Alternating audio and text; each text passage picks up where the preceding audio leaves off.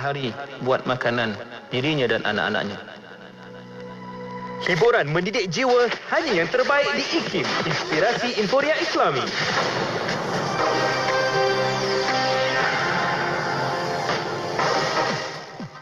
Bismillahirrahmanirrahim. Assalamualaikum warahmatullahi wabarakatuh dan salam sejahtera. Bersama saya Ahmad Nazari Muhammad Yusof dalam berita IKIM.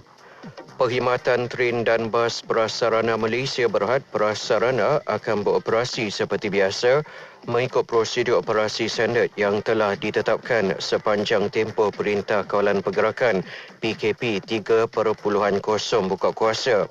Prasarana dalam satu kenyataannya memaklumkan bahawa kekerapan bas pada waktu puncak pagi dan petang adalah kekal, iaitu antara pukul 6 hingga 10 pagi dan antara pukul 4 petang hingga 8 malam, manakala kekerapan untuk waktu bukan puncak dikurangkan kepada 50% namun akan berubah berdasarkan permintaan. Prasarana dalam pada itu juga menyarankan pengguna Rapid KL memuat turun aplikasi Pulse untuk memeriksa jadual terkini perjalanan bas serta rel, dan bagi penumpang bas Rapid Penang, Rapid Kuantan dan Rapid Kamunting, mereka disaran menggunakan platform media sosial syarikat itu untuk mendapatkan jadual terkini perjalanan. Sebanyak 7 lokasi di sekitar Putrajaya akan ditutup mulai pada hari ini berikutan pelaksanaan fasa pertama Sekatan Pergerakan Penuh. Mengulas selanjut, Ketua Polis Daerah Putrajaya ACP Muhammad Fazil Ali berkata, 7 lokasi terlibat adalah Jalan P5, Mahala Keluar dan Masuk ke Taman Cabaran dan Dengkil, Presin 5, Jalan Resa Mahala Keluar dan Masuk Presin 11, Jalan P11J Mahala Keluar dan Masuk Cyberjaya Presin 11. Beliau juga berkata penutupan jalan adalah perlu susulan Putrajaya merupakan laluan keluar masuk dari daerah Selangor, antaranya Bangi, Puchong dan Sepang.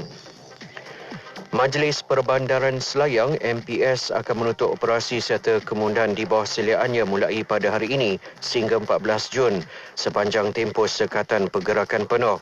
MPS dalam satu kenyataan memaklumkan bahawa penutupan tersebut merangkumi operasi di Ibu Pejabat MPS, Pejabat Cawangan Rawang, Seri Gombak dan Wangsa Permai serta perkhidmatan kaunter pandu lalu dan kaunter bergerak.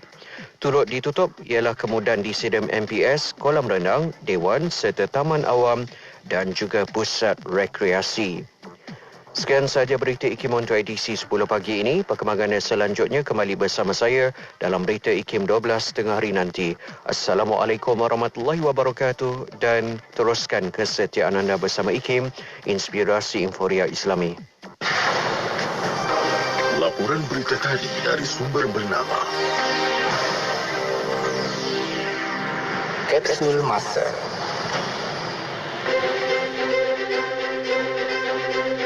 Pada 2 Jun 1979, Pusat Kawalan Muatan Kuasa Nasional Lembaga Elektrik Negara yang terletak di Jalan Bangsa Kuala Lumpur telah dirasmikan oleh Yang Amat Berhormat Perdana Menteri Datuk Hussein bin On. Pusat tersebut beroperasi sebagai tempat kawalan bagi memastikan tenaga elektrik yang berterusan dan mencukupi dapat dibekalkan, selain dapat menjana tenaga elektrik secara lebih ekonomikal. Dalam ucapan perasmiannya, Perdana Menteri menyatakan keupayaan negara membekalkan tenaga elektrik yang mencukupi dapat meyakinkan pelabur dan pemodal untuk melibatkan diri dalam perusahaan dan perindustrian tempatan. Tambahnya, kerajaan berusaha mempercepatkan rancangan membekalkan kuasa elektrik ke kawasan luar bandar dan desa bagi memenuhi keperluan dan keselesaan rakyat. Sesungguhnya pusat ini dapat merealisasikan hasrat kerajaan untuk mempercepatkan program pembangunan bekalan kuasa elektrik di seluruh negara. Petikan fakta ini disediakan oleh Seksyen Dokumentasi dan Penerbitan Arkib Negara Malaysia. Bismillah.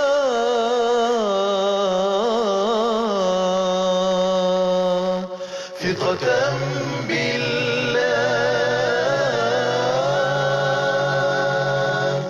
وتوكلا عليه وتوكلا عليه وتوكلا عليه وتوكلا عليه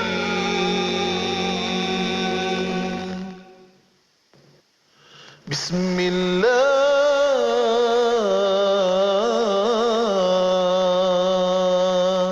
ثقة بالله وتوكلا عليه وتوكلا عليه وتوكلا عليه وتوكلا عليه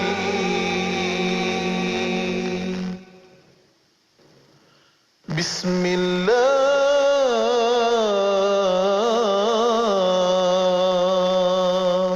ثقة بالله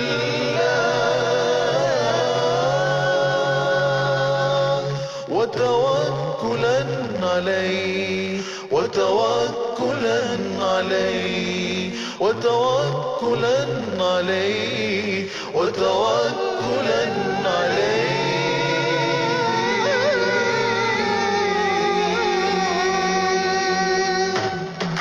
Selami ilmu untuk kehidupan kita seharian bersama Nur Hayati Paradi di Aspirasi 10.1.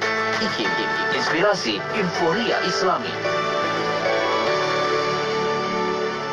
Assalamualaikum warahmatullahi wabarakatuh. Dimulakan dengan lafaz suci Bismillahirrahmanirrahim. Selawat dan salam Rasul junjungan Nabi Muhammad sallallahu alaihi wasallam. Selamat pagi.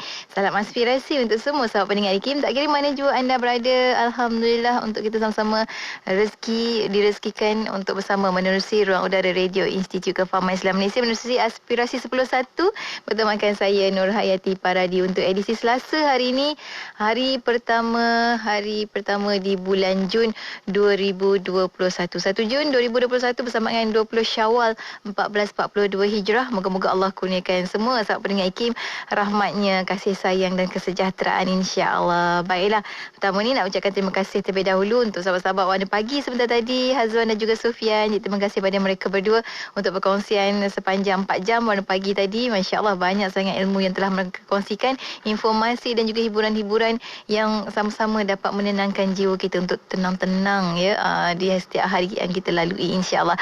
Baiklah, untuk bersama dengan Yati kejap lagi kita bakal bersama untuk rancangan pertama di Aspirasi edisi Selasa. Tak lain tak bukan, kita akan bersama menerusi syariah dan perundangan, dan mengikut jadual bulan Jun kita akan bersama kembali Encik Muhammad Asham Ahmad, fellow kanan di Pusat Kajian Syariah, Undang-Undang dan Politik Institut Kefahaman Islam Malaysia. Dan hari ini Encik Asham nak bawakan kita, mendekatkan kita pemahaman kita berkenaan dengan pluralisme agama. Kan kita selalu dengar pluralisme agama, apa yang dimaksudkan dengan pluralisme agama itu dan apa antara contoh-contohnya. InsyaAllah nanti Encik Asham akan bawakan kepada anda supaya kita lebih jelas, kita lebih faham dan kita tak hanyut dibuai dengan pemahaman kita yang tak tentu lagi asasnya di mana, kan. InsyaAllah untuk sama-sama kita ikuti.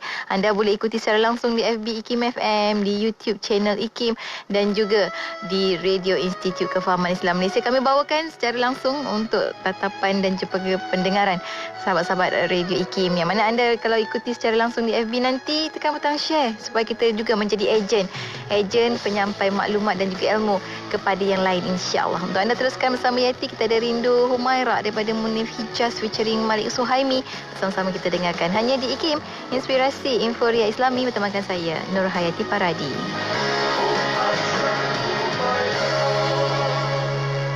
Ketika hari itu gugur air mata di wajahmu, tiba hati melepaskan di kau, bukan tidak rela. Hati seorang isteri kerana cintanya pasti berduka. Hakikat semua hamba akur dengan takdirnya. Jalan syurga mengganit setiap seorang isteri. Tiada lagi teman untuk menaburkan budi. Makam itu hanya jasad semadi, tapi dian batin terus menyala pada sebuah amanah di sisi sang isteri. Wahai istri kandil cinta hati Rasul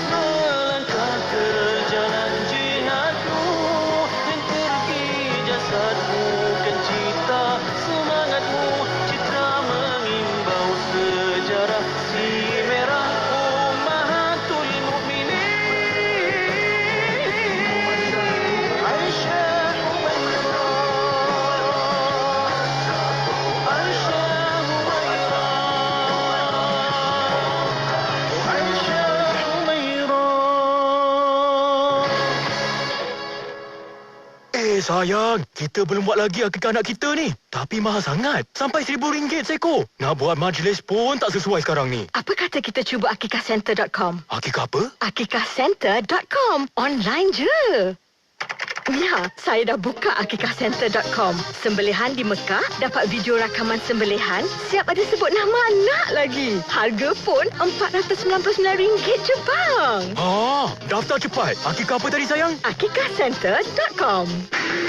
Nuraisa, Nuraisa, kosmetik mesra wuduk Nuraisa. Nuraisa, Nuraisa, kosmetik mesra wuduk Nuraisa. Nuraisa, Nuraisa, Nuraisa, makeup mudah dibersihkan. Pilihan ramai wanita, kosmetik mesra wuduk Nuraisa. Pilihan ramai wanita, kosmetik mesra wuduk Nuraisa. Apa sah? Nuraisa.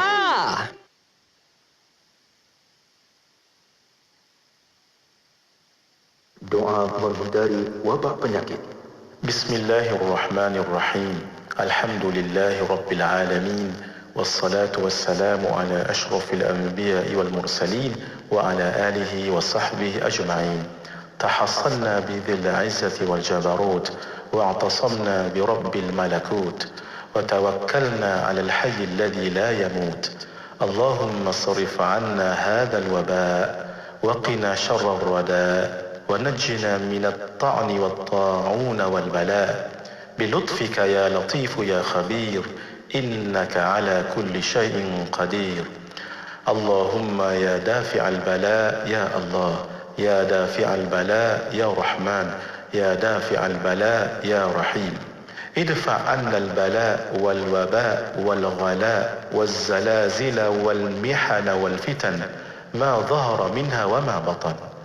وصلى الله على سيدنا محمد وعلى آله وصحبه أجمعين والحمد لله رب العالمين. Dengan nama Allah yang Maha Pemurah lagi Maha Mengasihani. Segala puji bagi Allah, Tuhan sekalian alam. Selawat dan salam kepada junjungan besar Nabi Muhammad sallallahu alaihi wasallam dan kepada ahli keluarga dan sahabat baginda sekalian. Kami berlindung dengan mulia Allah, Tuhan yang memiliki keagungan dan kekuasaan. Kami berpegang teguh pada mulia Allah, Tuhan pemilik sekalian alam ghaib. Dan kami bertawakal kepada mulia Allah, Tuhan yang hidup lagi tidak mati. Ya Allah, jauhkanlah kami daripada wabak ini dan ta'un dan bala bencana. Kami mohon dengan ihsan-Mu, wahai Tuhan yang maha lemah lembut, lagi maha menguasai. Sesungguhnya Dikau maha berkuasa di atas segala sesuatu. Wahai Tuhan yang berkuasa menolak bala, Ya Allah, Ya Allah, Tuhan yang berkuasa menolak bala, wahai yang maha pengasih. Ya Allah, Tuhan yang berkuasa menolak bala, wahai yang maha penyayang. Lindungilah kami daripada bala, wabak penyakit, kesempitan hidup, gempa bumi, mihnah dan fitnah, baik yang nyata maupun yang tersembunyi. Wa sallallahu ala sayyidina Muhammad wa ala alihi wa sahbihi ajma'in. Walhamdulillahi rabbil alamin. Kuala Terengganu 100.2. Inspirasi Inforia Islami tentunya hanya di Radio Institut Kefahaman Islam Malaysia. Alhamdulillah, terima kasih kepada sahabat pendengar kerana terus setia bersama kami di Radio IKIM. Dan waktu ini dah masuk untuk sama-sama kita ikuti rancangan syariah dan perundangan bersama dengan kita. Seperti yang saya wawarkan tadi, untuk bulan Jun ini kita akan bersama dengan Encik Muhammad Asham Ahmad, merupakan fellow kanan di Pusat Kajian Syariah, Undang-Undang dan Politik Institut Kefahaman Islam Malaysia. Assalamualaikum Encik Asham. Waalaikumsalam warahmatullahi wabarakatuh. Masya Allah, terima kasih banyak kerana sudi untuk bersama sekali lagi perkongsian di syariah dan perundangan. Dan hari ini Cik Asham, untuk bulan ini kita bakal membicarakan, kalau sebelum ini kita cerita tentang feminisme, kali ini kita bawakan tentang pluralisme agama. Dan tajuk hari ini tentang pluralisme agama dan bahayanya kepada pemikiran umat Islam. Mungkin awalan ini boleh berikan sedikit mukadimah lah tentang persoalan yang akan kita bahaskan sepanjang pertemuan kita pada hari ini. Silakan. Ya, terima kasih Yati, para pendengar rancangan syariah dan perundangan yang saya muliakan. Assalamualaikum warahmatullahi wabarakatuh. Terima kasih kepada Yati kerana menjemput saya untuk mengisi sekali lagi program syariah dan perundangan ini. Sebenarnya saya diminta untuk menggantikan orang lain yang tidak dapat mengisi program ini pada bulan ini. Jadi oleh kerana notis yang diterima itu agak pendek, jadi saya agak tergesa-gesa lah menyediakan bahan-bahan untuk perbincangan kita. Jadi walau bagaimanapun saya harap saya masih dapat untuk cuba membahaskan tajuk yang akan kita bincangkan ini dengan sebaik yang mungkin. Jadi seperti yang Yati sebutkan tadi, kita bercadang pada kali ini untuk berbicara tentang konsep pluralisme agama. Apakah asas-asas kepada pemikiran pluralisme agama ini? Dan apa pula implikasinya kepada pemikiran umat Islam? Kerana ini adalah merupakan suatu persoalan yang penting, yang besar pada zaman kita ini. Kita berada pada zaman tanpa sempadan. Betul. Jadi zaman yang digembar-gemborkan sebagai borderless society, masyarakat yang hidup tanpa sempadan disebabkan oleh perhubungan yang semakin pantas, mudah. Disebabkan oleh semakin mudah. Ini yang kita tak, yang sekarang ni hanya sebab kita ada COVID aja, ada pandemik. Sebelum ada pandemik ini perhubungan itu sangat-sangat pantas, sangat-sangat mudah. Jadi seolah-olahnya dunianya dah jadi macam satu kampung. Istilahnya global village. Jadi satu kampung. Jadi kita tidak lagi hidup pada zaman di mana orang Melayu duduk di negeri Melayu. Orang Cina maknanya duduk di bumi Cina. Orang India di bumi India. Orang Arab di bumi Arab. Orang Eropah hanya kenal Eropah. Akan tetapi di mana-mana sahaja berlaku pertemuan budaya yang berbagai. Jadi kita boleh temui berapa ramai orang Islam di London, di Belgium, di Jerman, jutaan jumlah mereka. Dan kita juga boleh temui masyarakat yang berbagai-bagai agama di bumi umat Islam. Di Dubai, kita akan temui ramai orang-orang India yang sebahagian besar daripada mereka adalah beragama Hindu. Ini menimbulkan persoalan, boleh menimbulkan konflik kalau sekiranya tidak diuruskan dengan baik. Betul. Seringkali perbezaan-perbezaan ini akan menimbulkan konflik. Jadi konteks perbincangan kita tentang kepelbagaian ini. Bagaimanakah seharusnya kita menangani kepelbagaian itu? Jadi pluralisme ini adalah suatu istilah yang sering digembar-gemborkan oleh sesetengah orang. Jadi, dan pluralisme ini suatu konsep yang mencorakkan pendidikan di Barat. Satu konsep yang mencorakkan pendidikan daripada sekolah rendah sehinggalah ke universiti. Dan ia juga mencorakkan pemikiran politik. Idea yang dinamakan pluralisme ini. Walaupun tidak semua orang menerima pluralisme, akan tetapi slogan ataupun istilah pluralisme ini sudah diangkat begitu rupa seolah-olahnya ia merupakan satu dogma. Bagaimana? Kita hidup di dalam suatu masyarakat plural. seperti yang saya sebutkan tadi, kita hidup dalam masyarakat yang berbagai-bagai. Maknanya berbagai-bagai bangsa. Bukan setakat di Malaysia. Kita di Malaysia ni sebenarnya amat bertuah kerana kita sudah didedahkan dengan pluralisme ini, maknanya kepelbagaian ini semenjak sekian lama. Betul. Dan kita secara umumnya, secara keseluruhannya boleh hidup dengan aman. Boleh hidup bersama dengan bangsa-bangsa yang berlainan,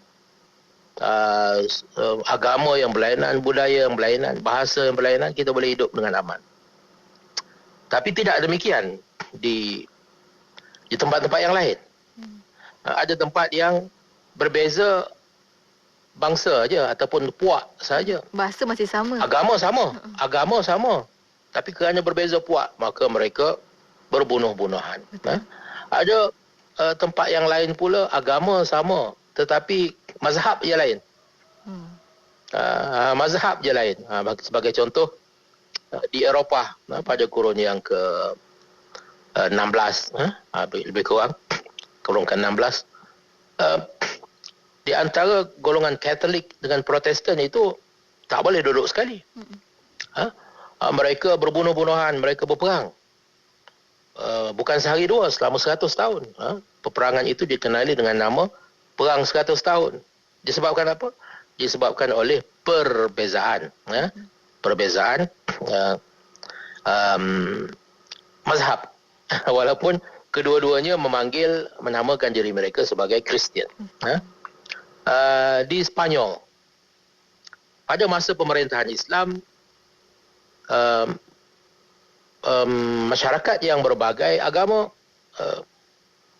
hidup dengan aman di bawah pemerintahan Islam. Walaupun pemerintahnya itu beragama Islam, akan tetapi masyarakat Kristian, masyarakat Yahudi, dan mungkin juga yang lain-lain kalau ada, mereka hidup dengan aman selama 800 tahun pemerintahan Islam. Akan tetapi sebaik sahaja jatuhnya pemerintahan Islam di Spanyol, kita lihat dari segi sejarahnya, tiada lagi toleransi terhadap agama selain daripada agama Kristian Katolik. Maka berlakulah penindasan, pembunuhan, torture, penyiksaan, sehingga menyebabkan umat Islam dan juga orang Yahudi, orang Islam, bila orang Islam melarikan diri, terpaksa menyelamatkan nyawa mereka ke negara lain, khususnya di negara-negara utara Afrika seperti Tunisia, Morocco, Algeria. Maka orang-orang Yahudi juga mengikut sekali dengan umat Islam. Kerana apa? Kerana tiada lagi toleransi kebebasan beragama di Spanyol pada masa itu. Iaitu yang berlaku di dalam sejarah di Spanyol dan juga tempat-tempat lain di Eropah. Jadi kita kembali kepada pluralisme tadi sebagai satu ideologi. Jadi di negara-negara barat, khususnya Amerika Syarikat, berdasarkan kepada pengalaman sejarah yang kita sebutkan tadi. Jadi pluralisme, inklusivisme, nanti kita akan jelaskan, dan toleransi amatlah dititik beratkan sebagai suatu ideologi sosial. Ini maknanya mereka amat menitik beratkan supaya kita menerima pluralisme, supaya kita lebih bersifat inklusif. Maknanya inklusif maknanya terbuka. Terbuka menerima semua orang. Menerima semua bentuk gaya hidup, semua bentuk kepercayaan, semua bentuk sistem moral. Terima semua. Itu inklusif. Dan toleransi. Toleransi juga. Jadi, walau bagaimanapun, tidak semua orang menerimanya. Tidak semua orang menerima pluralisme ini. Bagi orang yang mendukung pluralisme, mereka percaya bahawa hanya dengan pluralisme sahaja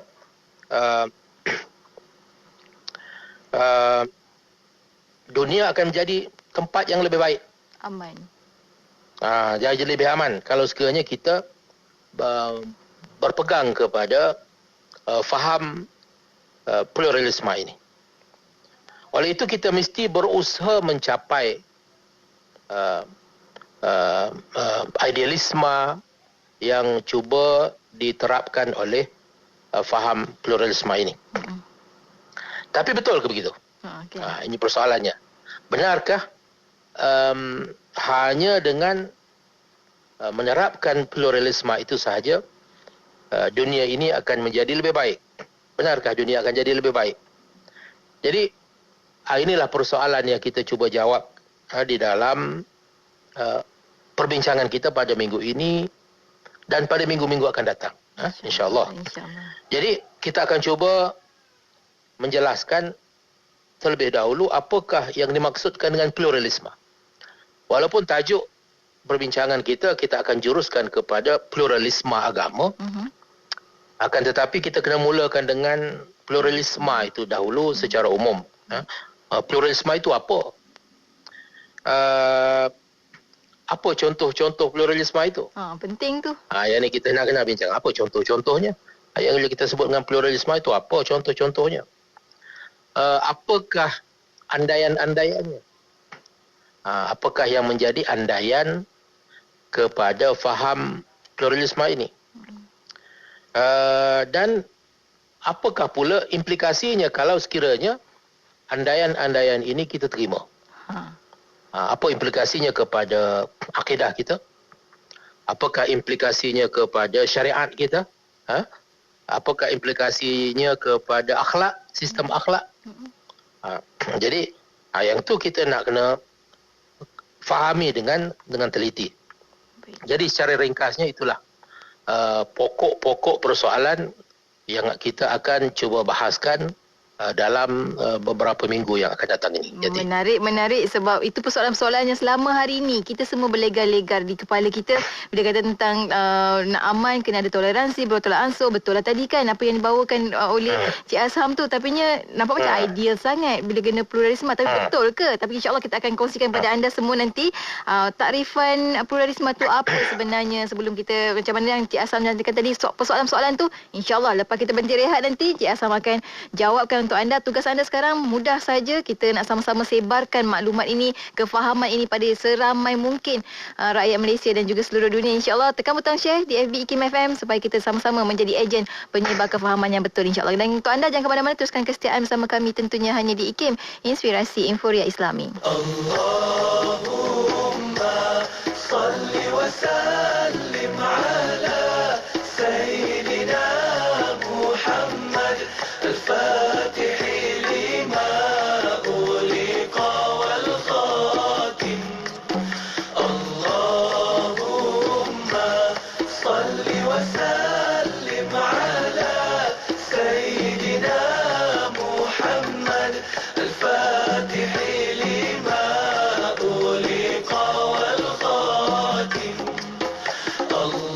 Allahumma salli wa sallim ala Sayyidina Muhammad al-Fatih lima uliqa wal khatim. Lima sabaqa nasiril haqqi bil haqqi wal hadi. Lima sabaqa nasiril haqqi bil haqqi wal hadi ila siratikal mustaqim, ila siratikal mustaqim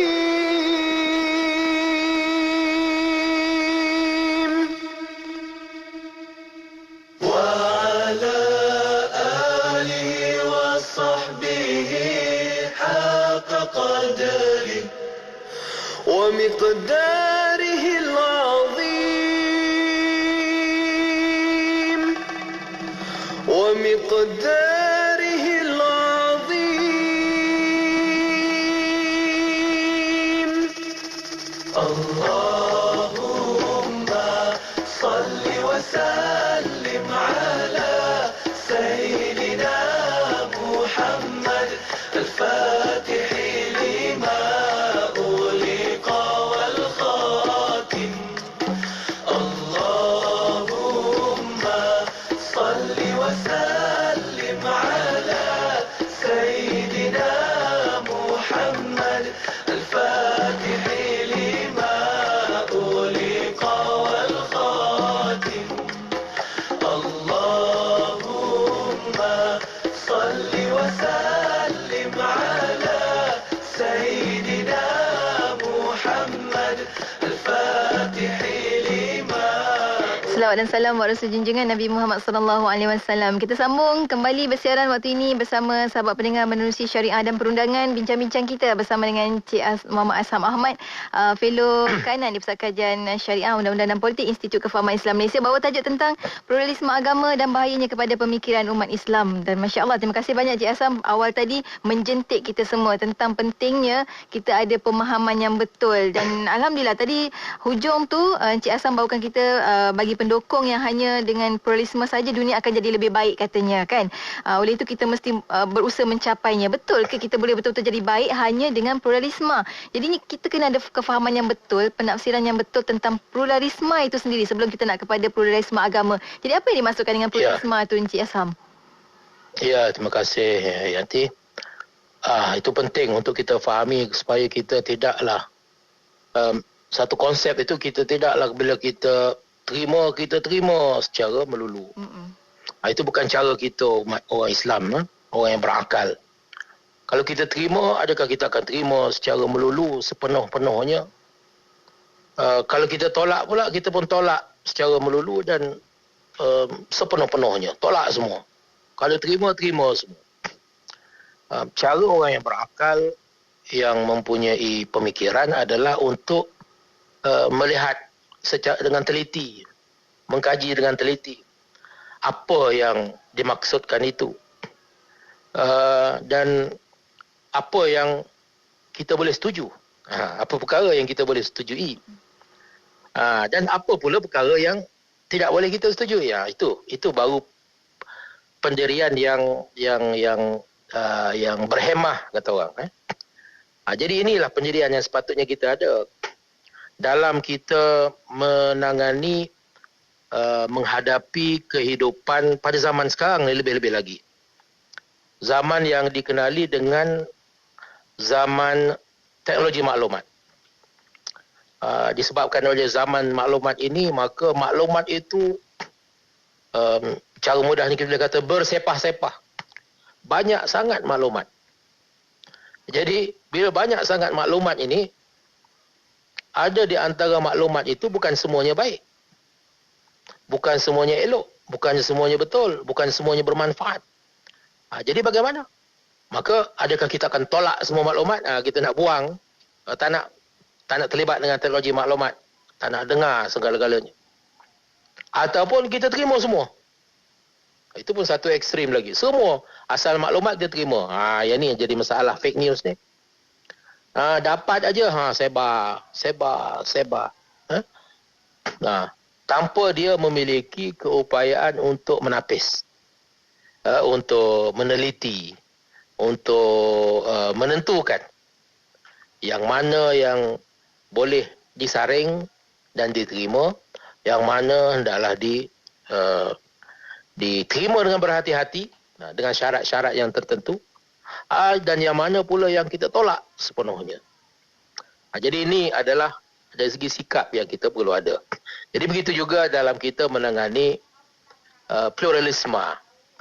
Pluralisme ini, faham yang dinamakan pluralisme ini. Jadi apa maksudnya? Secara mudahnya pluralisme itu adalah banyak. Suatu pandangan bahawasanya ada lebih daripada satu ataupun dua.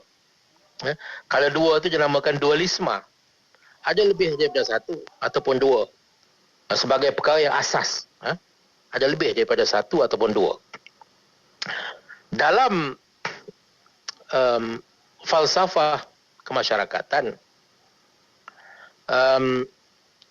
yang dimaksudkan dengan pluralisme itu adalah merupakan prinsip toleransi.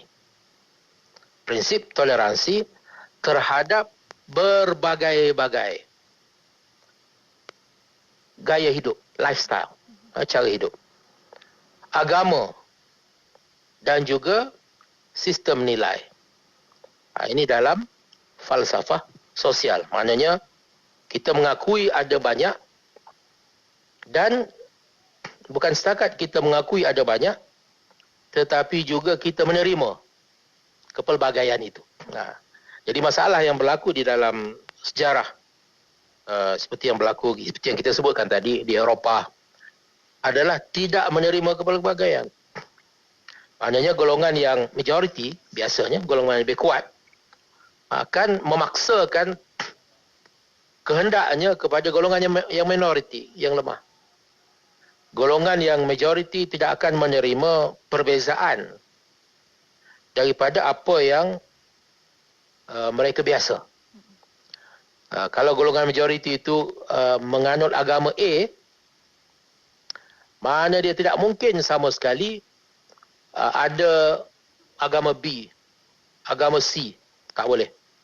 Dan akan berlakulah konflik, akan berlakulah penindasan, akan berlakulah pertumpahan darah, seperti yang kita sebutkan sepintas lalu tadi, dalam seperti yang berlaku dalam sejarah. Jadi pluralisme ini adalah suatu pengakuan terhadap wujudnya kepelbagaian dan keinginan untuk bersifat inklusif dalam kepelbagaian itu. Jadi dia lawan kepada eksklusivisme. Maknanya aku saja yang betul. Dan aku saja yang sah. Aku saja yang berhak untuk wujud. Yang lain-lain hendaklah dihapuskan. Hendaklah ditindas, dan sebagainya. Jadi pluralisme menganjurkan sifat toleransi dan inklusivisme. Maknanya merangkumi. Semua boleh, semua masuk. Dalam falsafah, istilah pluralisme ini digunakan dengan maksud doctrine of multiplicity. Maknanya satu doktrin yang menerima kepelbagaian. Dan hatta kebenaran itu pun bukan satu. Berbagai-bagai kebenaran.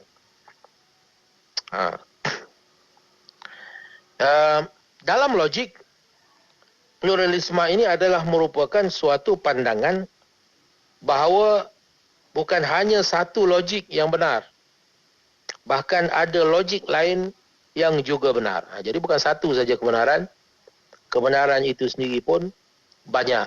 Jadi bila banyak kebenaran, tidak ada satu kebenaran yang lebih utama daripada kebenaran yang lain. Jadi ada berbagai-bagai kebenaran. Ini dalam ilmu falsafah. Ya. Itu dia penting. Jadi kita bagi contoh sikitlah. Boleh. Itu yang paling penting. Jadi kalau kita bagi contoh. Jadi berdasarkan kepada faham pluralisme ini, berbagai dari segi politik, maka berbagai bangsa, golongan atau puak boleh berkongsi kuasa.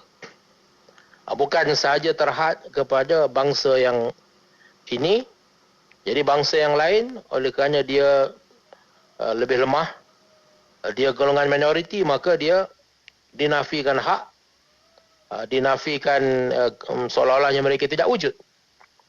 Jadi dari segi politik, semua pihak, semua bangsa, semua golongan akan berkongsi kuasa. Ini dari segi idealnya lah. Dari segi idealnya. Sebagai contoh, suatu masyarakat di mana berbagai bangsa yang memiliki berbagai latar belakang mengekalkan tradisi masing-masing. Ini kita boleh lihat dalam negara kita. Jadi bangsa Cina, bangsa India, walaupun mereka sudah tinggal di sini sejak sekian lama, akan tetapi mereka tidak hilang identiti mereka. Mereka tidak hilang bahasa mereka. Kita tidak paksa bangsa Melayu yang dominan di sini, tidak pernah memaksa mereka meninggalkan kepercayaan mereka. Kita tidak pernah memaksa sesiapa pun melupakan bahasa ibunda mereka. Bahkan mereka diberikan hak untuk terus mengamalkan agama, kepercayaan, bertutur dalam bahasa ibunda mereka. Itu adalah contoh pluralisme dan toleransi. Dalam suatu masyarakat yang plural, kita akan dapati berbagai golongan manusia mengekalkan identiti masing-masing walaupun hidup bersama dengan golongan yang lain, termasuk golongan yang lebih dominan. Jadi sebagai suatu falsafah politik, pluralisme bererti pengakuan terhadap kepelbagaian dalam sesuatu badan politik yang membenarkan kewujudan secara bersama, secara aman, berbagai-bagai kepentingan, keyakinan dan cara hidup. Jadi cara hidup dan keyakinan dan interest, kepentingan yang berbagai itu dijamin dari segi politiknya untuk diamalkan, untuk dipertahankan. Itu yang dimaksudkan dengan pluralisme dalam politik. Itu dia. Penting tu kan untuk kita sama-sama faham nak. Tapi itu baru kita masuk pada pluralisme. Kita belum betul-betul masuk pada tajuk kita hari ini tentang pluralisme agama. Kalau dari konteks itu bagaimana sebenarnya? Jadi jadi kalau pluralisme itu diterapkan, faham pluralisme itu diaplikasikan kepada agama, apakah pula yang dimaksudkan? Jadi apakah yang kita maksudkan dengan pluralisme agama ataupun pluralisme keagamaan, religious pluralism? Jadi ia bermaksud suatu keadaan di mana setiap individu yang berada di dalam sesuatu masyarakat yang mempunyai agama yang berbagai-bagai itu diberikan hak dan kebebasan dan jaminan keselamatan. Dia ada hak, dia ada kebebasan untuk mengamalkan agama, untuk sembahyang, untuk mendirikan rumah-rumah ibadat contohnya.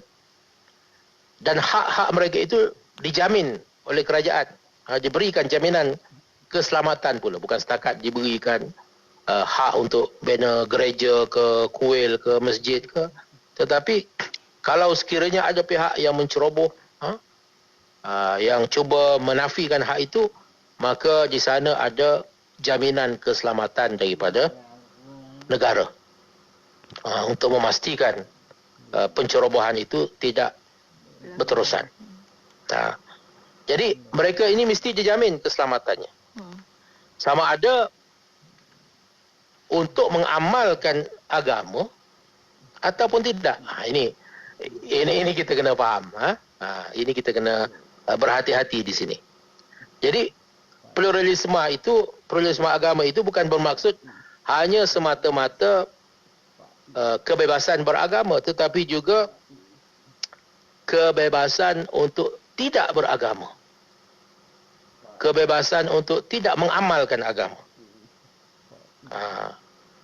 Mengikut kesedaran sendiri. Jadi sesiapa pun bebas, sama ada dia nak ikut agama A, agama B, agama C, ataupun dia tak nak ikut semua agama itu, ataupun dia nak menggabungkan agama A dengan agama B, dengan agama C. Dia fikir itu adalah merupakan ramuan yang dia suka. Dia nak guna. Untuk gunakan sebagai agamanya. Maka itu juga dikira sebagai sebagai pluralisme. Sebagai kebebasan yang dijamin oleh falsafah pluralisme ini. Ya. Tapi ada satu soalan yang sangat penting jugalah kita nak kena jawab juga, Encik Asam kan. Adakah pluralisme ni sesuatu yang baik dan penting untuk masyarakat? Yelah, bila kita macam tadilah A, B, C, D agamanya, tapi kita boleh guna ikut apa yang kita rasa sesuai. Macam mana tu sebenarnya? Jadi inilah persoalan yang kita nak bawanya. Jadi sebelum kita nak bawa kepada kesimpulan, ini baik ke pluralisme ni? Dengar mula-mula tu macam baik kan? Baguslah kan? Jadi macam baguslah kalau kita bersedia untuk hidup bersama, kita bersedia untuk bertoleransi, kan istilah-istilah itu adalah istilah-istilah yang positif, kita sudah biasa gunakan. Positif. Dan kita lalui sendiri dalam kehidupan kita. Betul juga. Sememangnya kita selama ni pun kita tak guna pun, kita tak tahu pun sangat tentang pluralisme ni sebagai suatu istilah falsafah. Tapi kita sudah biasa hidup secara berbilang bangsa.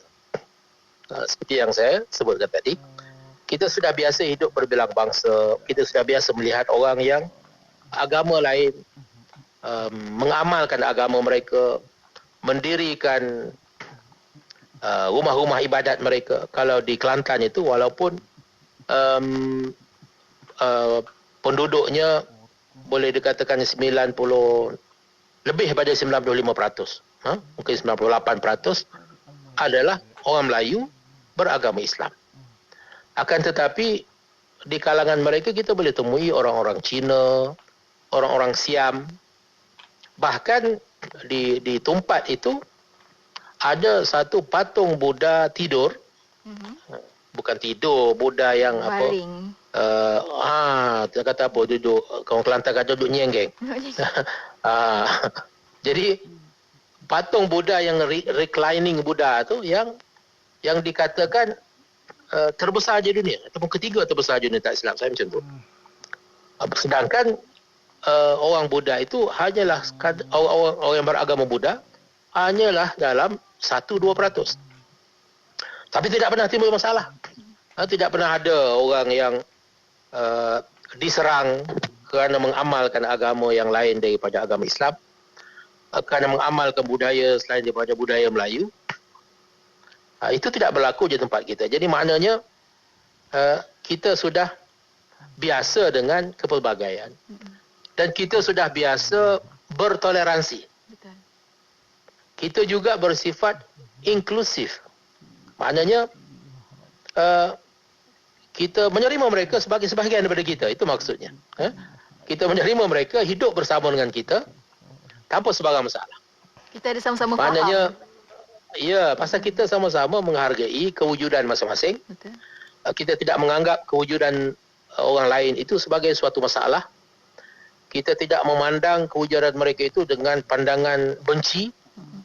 Kalau boleh kita nak halau mereka, kalau boleh kita nak hapuskan mereka, tidak begitu.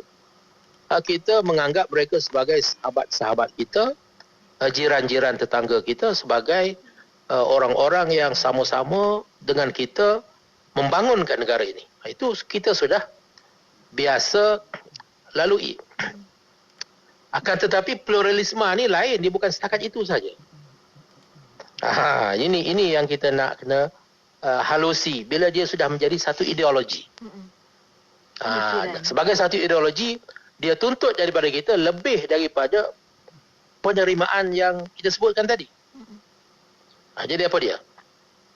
Jadi sebelum kita dapat jawab persoalan Yati tadi, adakah pluralisme ini sesuatu yang baik?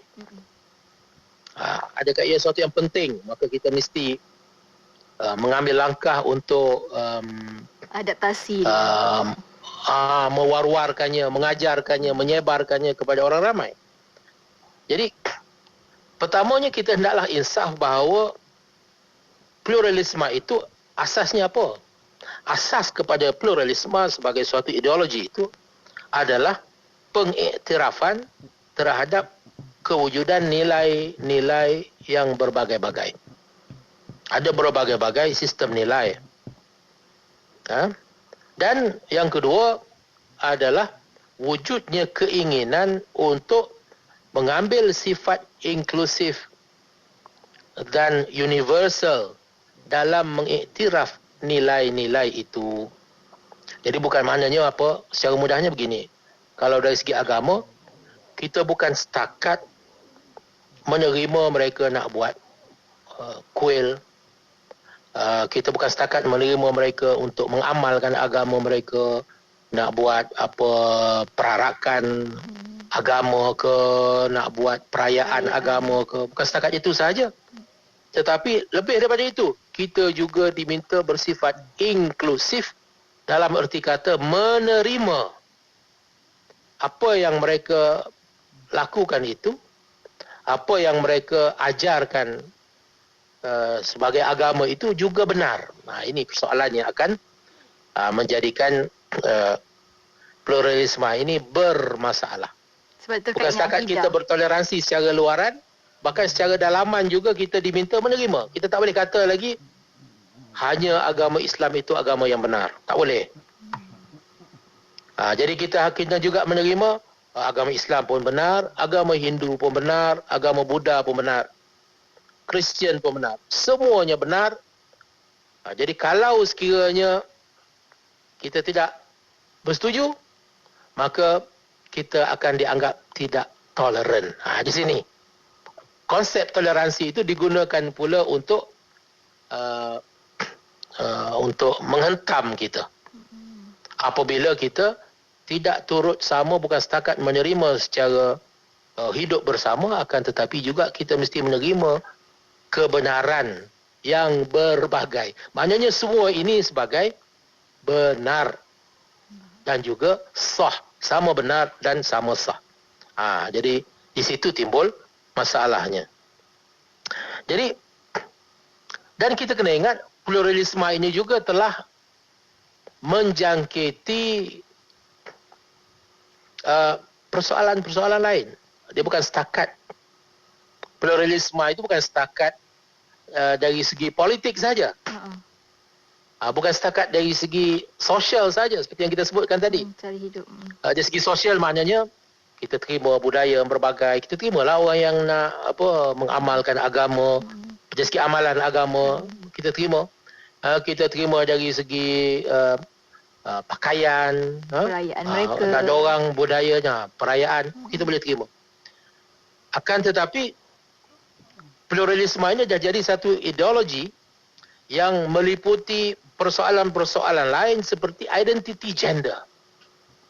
Ini kita kata awal tadi, dia kata dia ada lebih daripada satu. Maknanya dalam semua perkara ada lebih daripada satu. Bukan setakat agama, ada lebih daripada satu. Bahkan ada identity gender yang berbagai. Jadi kalau kita tengok dalam Facebook, bila kita nak mendaftar, dia akan tanya, bukan setakat sama ada kita ni lelaki atau perempuan. Ada juga yang ketiga. Kepelbagaian. Pelbagai lelaki atau perempuan. Yang mungkin, pasal apa? Kerana diandaikan, kerana sudah diterima di dalam masyarakat barat, identity gender itu sendiri pun plural. Bukan satu. Bukan dua. Bukan hanya lelaki atau perempuan. Ada yang bukan lelaki dan bukan perempuan. Ada third gender katanya. Itu dari segi gender. Ada third gender. Ada pula yang pluralisme dalam bentuk orientasi seksual. Yang kita yang itulah yang dimaksudkan dengan LGBTQ. Tambah lagi Q. Maknanya bukan setakat orientasi seksual yang biasa, yang biasa yang dipanggil heteroseksual, tetapi juga ada orang yang ini istilahnya orientasi seksualnya itu homoseks. Sama ada dia lesbian, sama ada dia lelaki ataupun sama lelaki.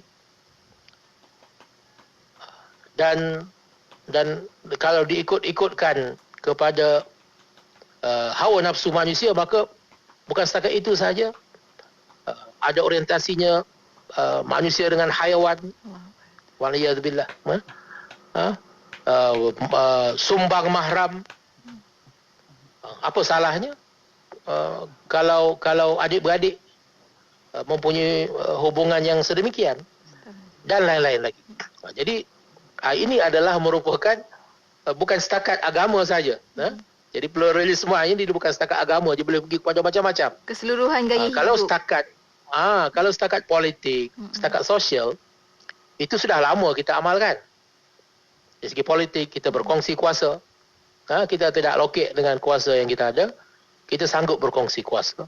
Dari segi sosial, kita hidup bersama-sama dengan aman, menghormati, membenarkan agama-agama lain diamalkan dengan aman, menjamin keselamatan mereka.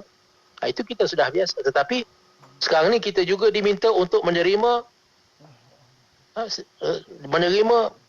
orientasi seksual yang berbagai. Jadi kalau sekiranya orientasi yang berbagai-bagai ini tidak kita terima, maka kita dianggap sebagai tidak toleran. Kita akan ditekan oleh negara-negara barat sebagai negara termasuk dalam kalangan negara yang menindas hak asasi manusia.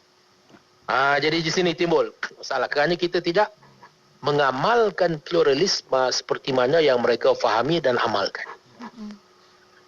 Jadi kalau sekiranya kita tidak membenarkan golongan-golongan yang tertentu untuk mengamalkan gaya hidup yang kita namakan sebagai gaya hidup songsang.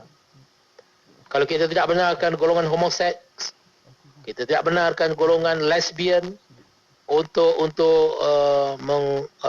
mengamalkan cara hidup mereka secara terbuka,